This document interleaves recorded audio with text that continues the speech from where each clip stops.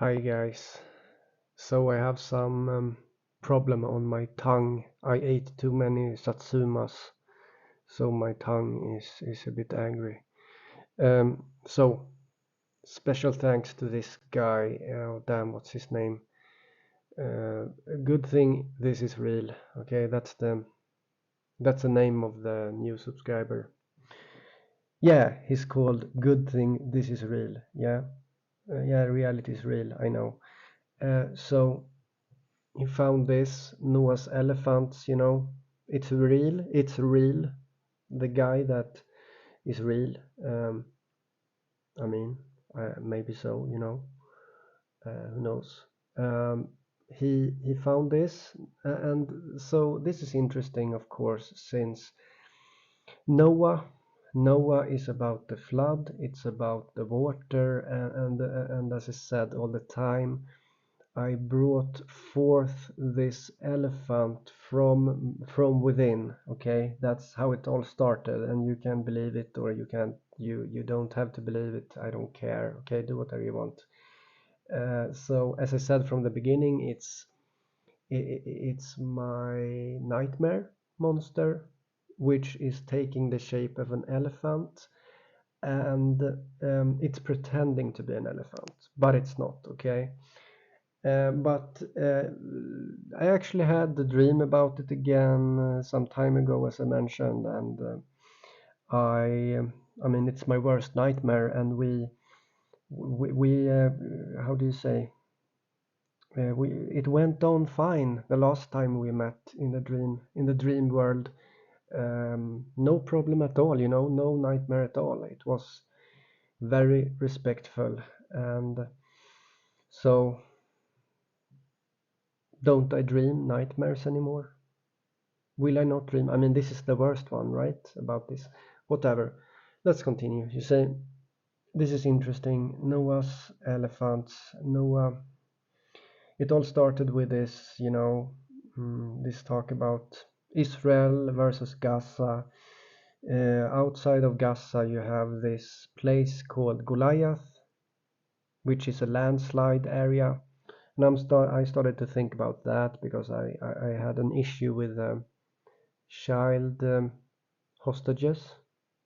Like I didn't like it, so I started to involve myself, And then what happened then? Well, as we all know, there is this infamous, or no, not infamous, but there is this famous old story about David versus Goliath, which is represented by the Israel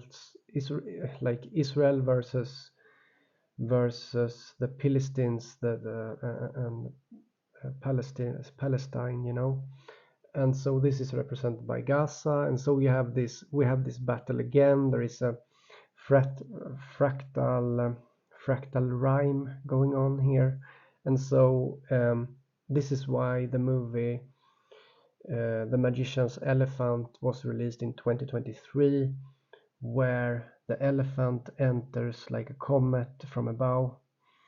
And in this movie, as I said, I don't want to repeat too much, right? But in that movie, we had a kind of David versus Goliath in that movie. Amazing. And so, yeah, there's only one thing that worries me, and that's the fact that why does everything fit so well to my imagination? Is it just me here playing with myself, you see? Maybe that's the case. I can't do anything about it. If that's the case, what I can do is to stay firm in my logical thoughts and analyze this world. And if it's my imagination, then that's how it is. Anyhow, I mean, when anyone achieves power, there will be a resonance, and so I have resonance, and it seems like, you can go crazy from this. I'm not going crazy. I'm fine. So now there is this old folk tale, old Israeli folk tale about the elephant, It's called Old Noah's Elephants, and let me comment a bit on it. One moment.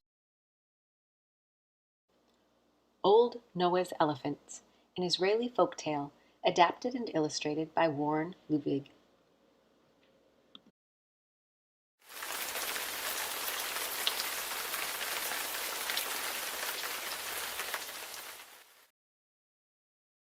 So yeah, it's about elephants, and these elephants, they are just like my dream. It is a devious elephant. You see, it is devious because it's not really an elephant. And in this case, the elephants on the Noah's Ark, Noah is about the flood, right? We all know it, and it has this connection to the tsunami, the idea of a tsunami, right?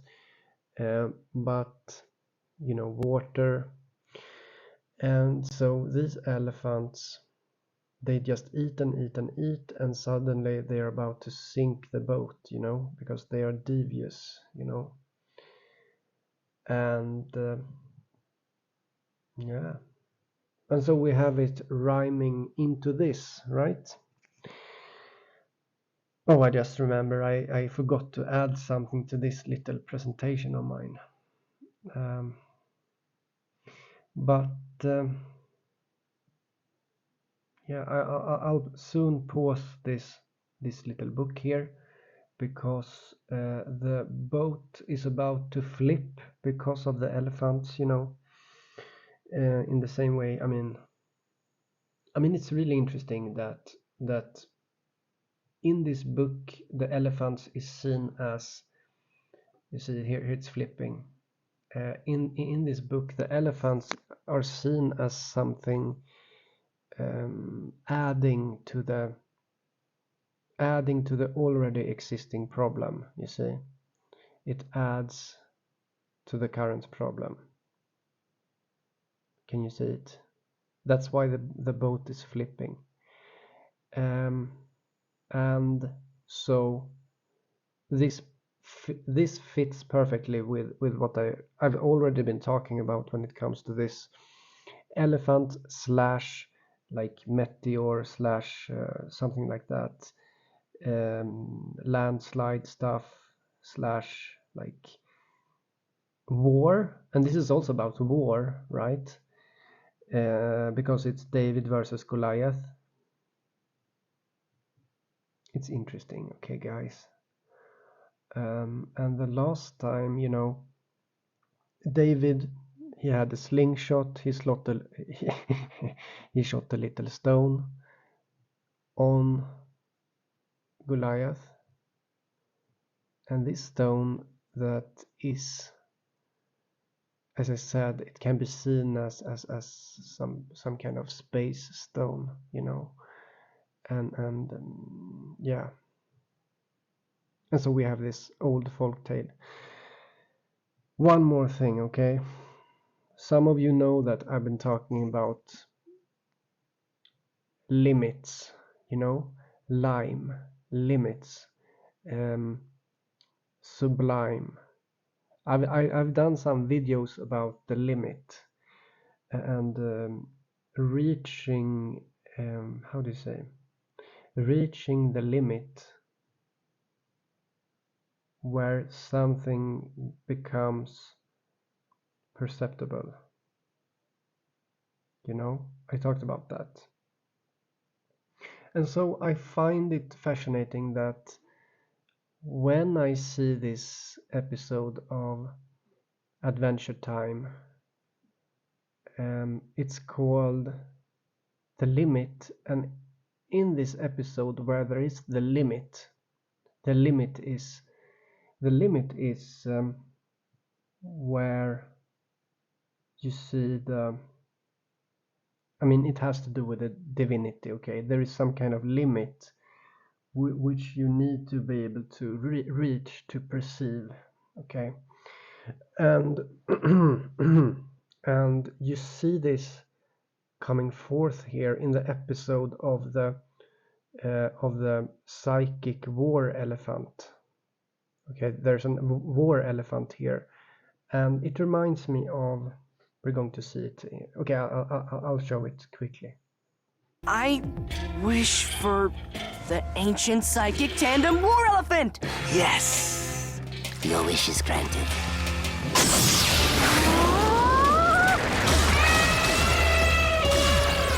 It has to give you control! It has to give you control. You see, it has so much, and that's the thing, right? It reminds me of this entity here. You know, it's so powerful. It's so powerful, as I said. Okay, let's continue.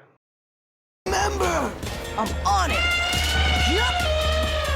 Yeah! Ancient psychic tandem war elephant, hear me! Finn the human, are you worthy to command me? You know I am, because you're psychic. Now wish for my friends to be healed. I wish for what Finn desires. Yeah, boy! No! You weren't supposed to have your wishes come true. You were supposed to die! Now bust us out of here. No! Yeah, boy!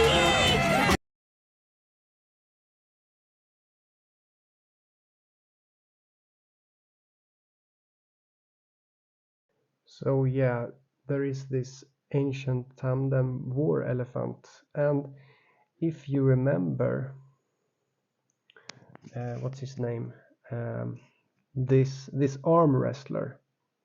You see, this episode is called "The Limit," and the world champion in the arm wrestling, he usually has a T-shirt that says "No limit," and then he has an elephant T-shirt, you know, because the limit of perception seems to right now at this stage, I mean right now at this moment in time, now it seems like the elephant has to do with this perception. Okay, and what's interesting is that it seems to have psychic abilities, and wait, I'll find that.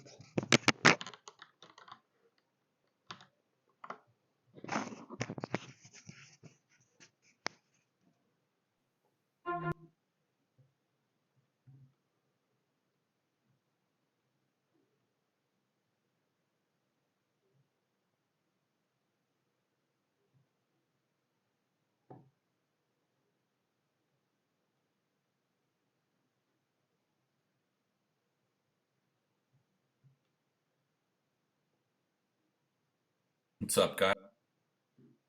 So he has his no limit T-shirt. You see, it's one of his trademarks. You know, it's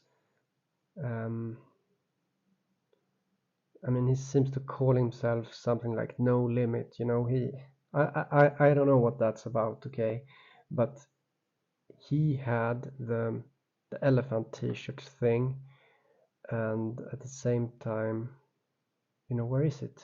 Where do I find it? Was it too long ago? Did I miss something?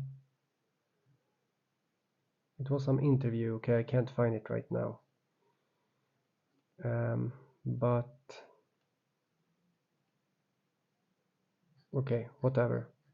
There's this interview with him where he has the elephant, and I have, there are links to it. Maybe it was on some other channel, but it was an interview with him. So yeah. So limit, reaching the limit, perceiving the elephant. I mean, this sounds freaking absurd. And then we have this Noah's elephant about the I mean, it has to do with Israel, of course, you know, why not? And Noah elephant, you see. And what did I talk about all the time? Well, I talked about that, you know, something like that, something in related to that. I talked about water, and that's what's here, right? Okay. I mean, this is not important, guys. What I'm just talking about something, just felt like, okay, nothing is happening, right? Nothing is happening right now. So I'm thinking, just let's talk about this, right? And why not, right?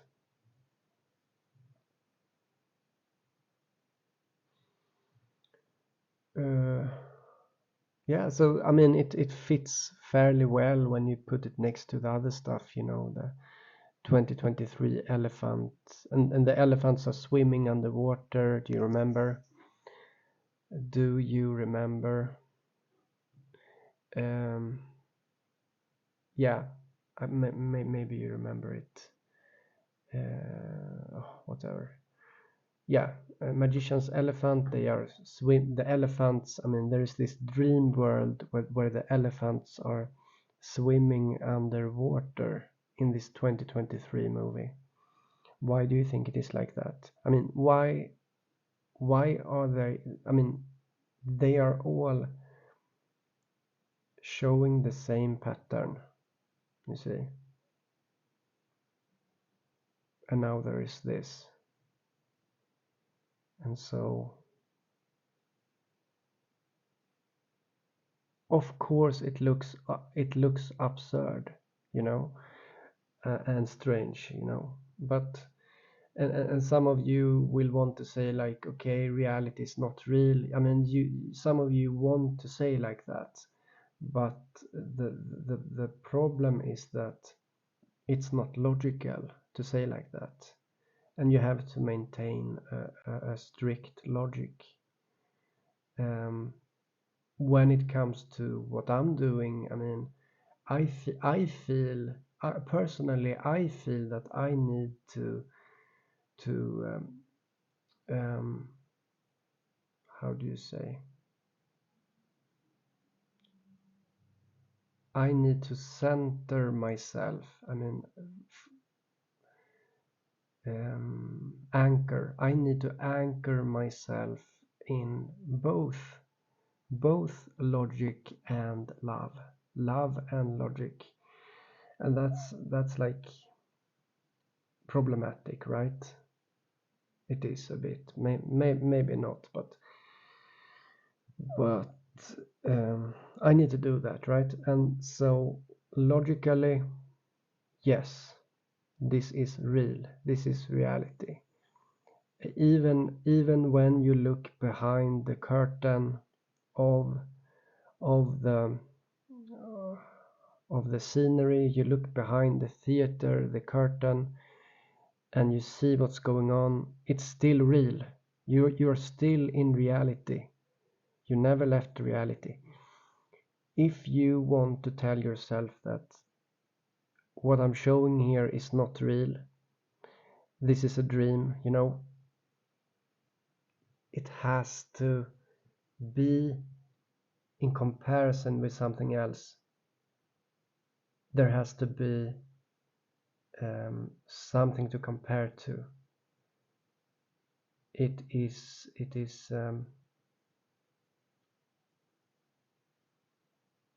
it's not logically sound to just say that reality is not real just because it is not what you expected, right? You expected something more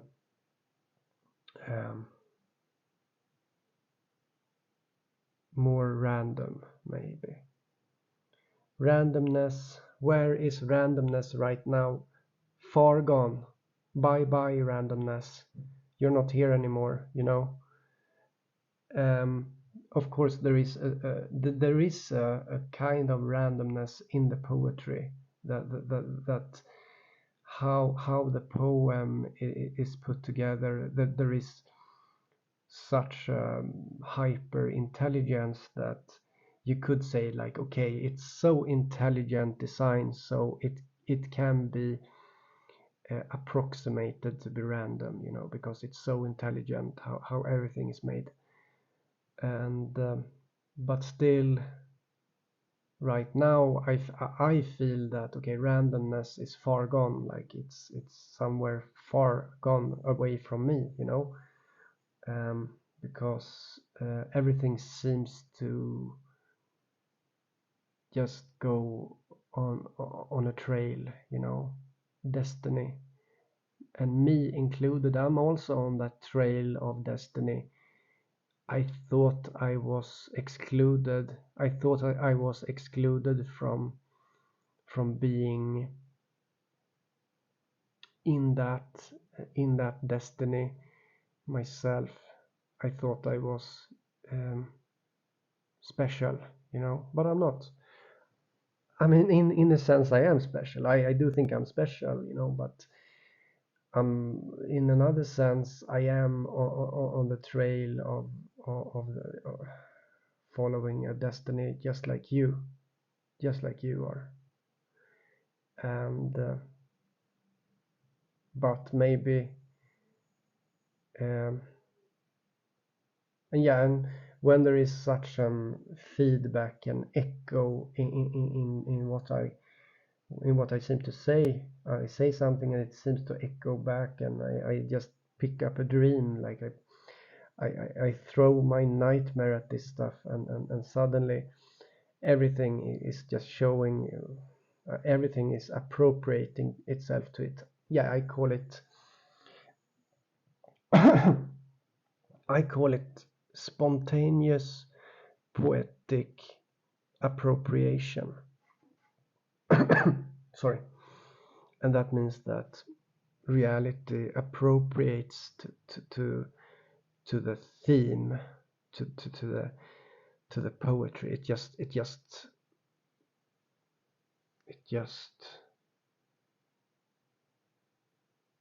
like, how do you say, almost like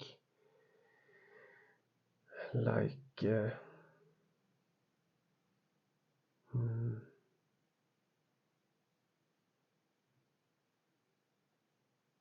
like it's being pressured, like pressured into appropriating itself, just like cultural, like someone appropriating to a group because of the pressure, you know. There is a pressure on something, on someone, to fit in, okay. And in the same way, reality can seem to have this pressure on it to, like, it has to fit, to the poem, and if it doesn't, then it's like bullied in some sense, you know. It's almost like it just has to fit, you know. And and so it appropriates itself, you know. I use that word appropriation because it is kind of 100% free from its own will, you see. It has to appropriate itself, just like we all feel sometimes when we are in a group of people. We feel like we have to appropriate ourselves to the overall theme of things. And so in a silly way, it's like putting a really young person in a group of older people, and it will suddenly start to behave like an older person. I mean, something like that, right? Or you take someone going outside their natural, normal way of being, and so it appropriates, you see, to the poem. See, there is a poem. It's freaking clear that there is a poem, and it's even more clear when you see this appropriation going on. Spontaneous poetic appropriation. It has to appropriate itself.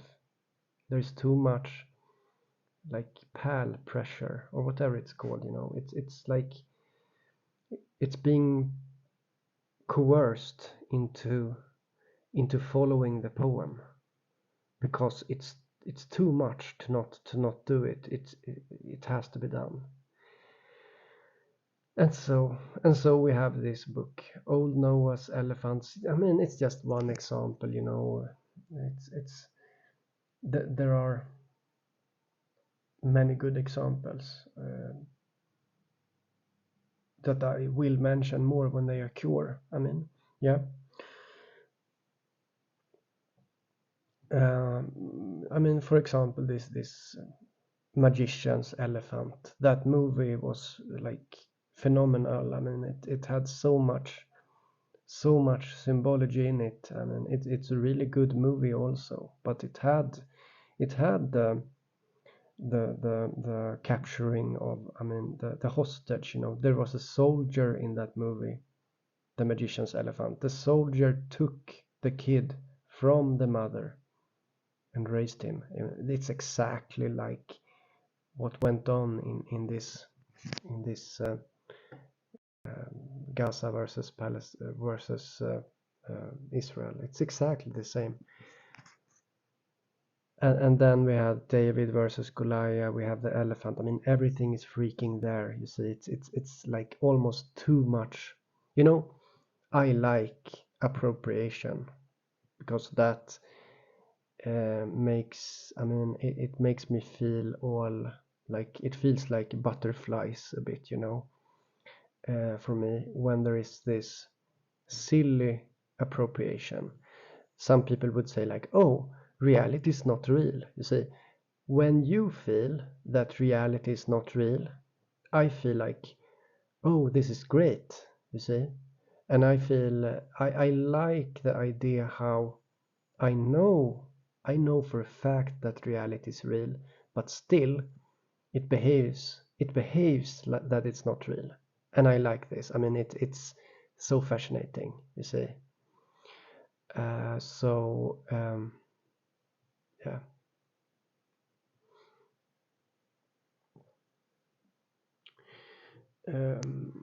I'm not doing that many videos right now, and I believe it is because I'm writing a lot. I'm making I'm producing good stuff right now, and so I don't have the same like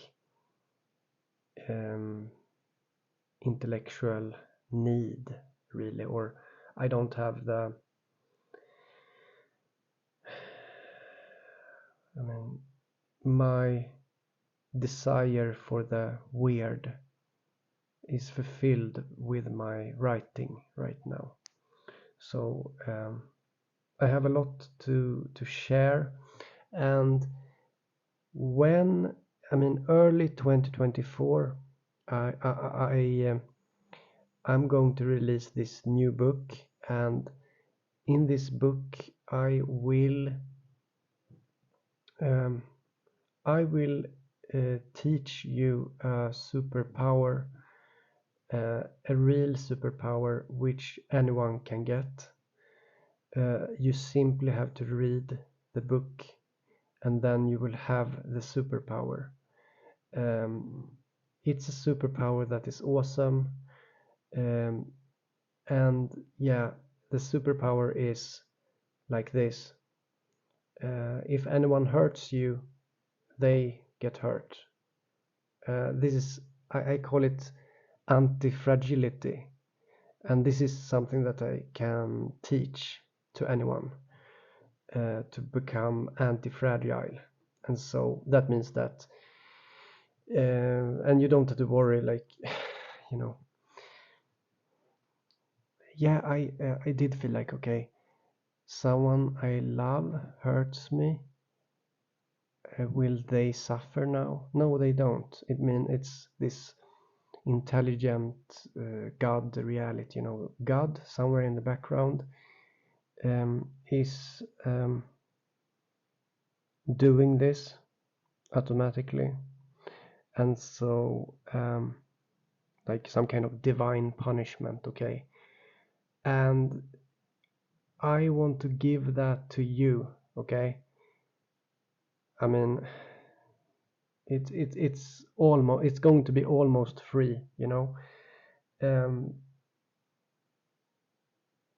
I just have, you know, I'm going to make this internet book, and it's going to be cheap, okay? And I'm not writing it too long, so, but I'm going to do it also in the form of paper, you know, in this paper book. And you will have this ability. I mean, it's basically going to be very cheap, this book. So for you, and you will have this ability to you will actually earn it, the ability, by learning the truth that will make you cry, very hard crying, and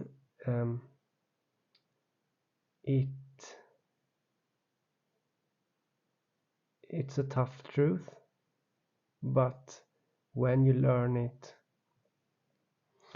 you will have a new kind of compassion. This kind of compassion will be so strong that it will go as within, so without.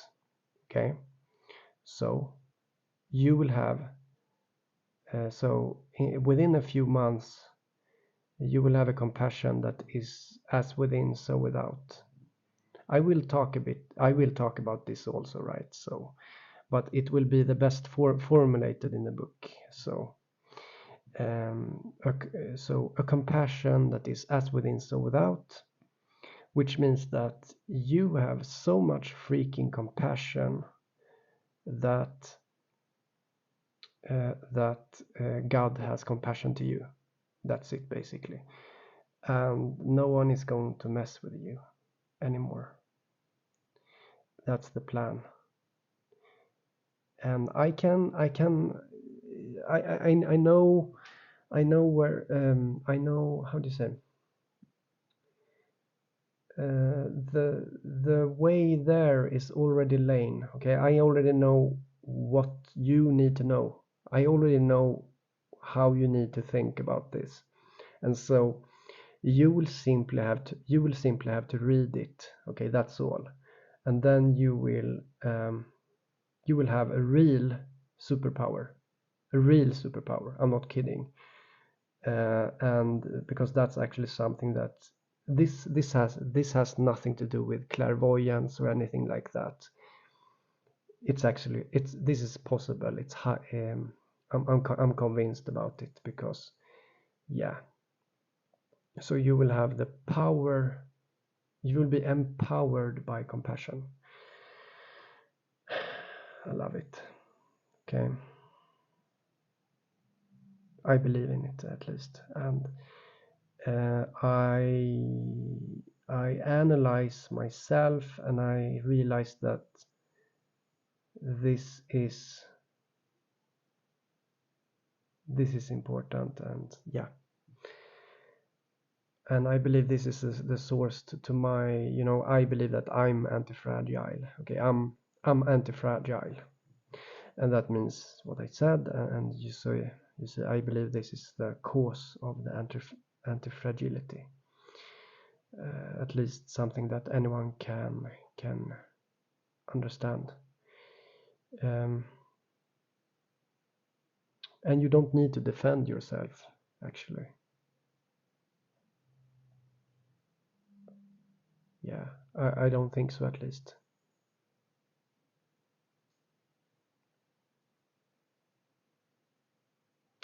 It becomes something like pity those that hurt you. Okay, pity those that hurt you, because yeah. And you will be empowered by centuries, millennia. You will be empowered by millennia of misunderstandings, like two sides, like the entire pendulum you will be empowered by the pendulum of the two sides of the same story. And you have solved